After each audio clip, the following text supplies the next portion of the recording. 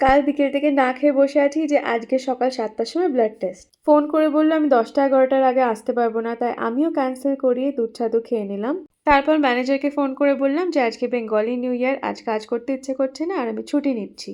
ও মা, সে কিনা বলে একটা 1 ঘন্টার ইন্টারভিউ নিই তারপর ছুটি নিয়ে নাও, এখনই শিডিউল করে দিচ্ছি আমি।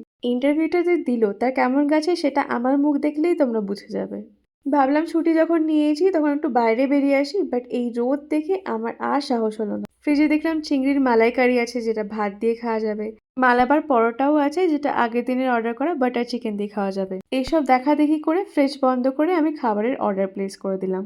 কারণ নতুন বছরে কিছু একটা না করলে পরে আবার যদি গিল্ট হয়। এদিকে হাজব্যান্ডের সাথেও প্ল্যান করে নিয়েছিলাম যে ও অফিস থেকে ফিরলে আমরা রাতে কোথাও একটা ভালো জায়গায় ডিনার করতে যাব। কিন্তু এক সিটিংয়ে এত কিছু খেয়ে আমি আর রাতেও কিছু খেতে পারিনি। শুধু একটা ডাব খেয়ে শুয়ে পড়েছিলাম। এবার নতুন বছরের প্রথম দিনই এরকম গেল, জানি না পুরোটা আবার কেমন যাবে।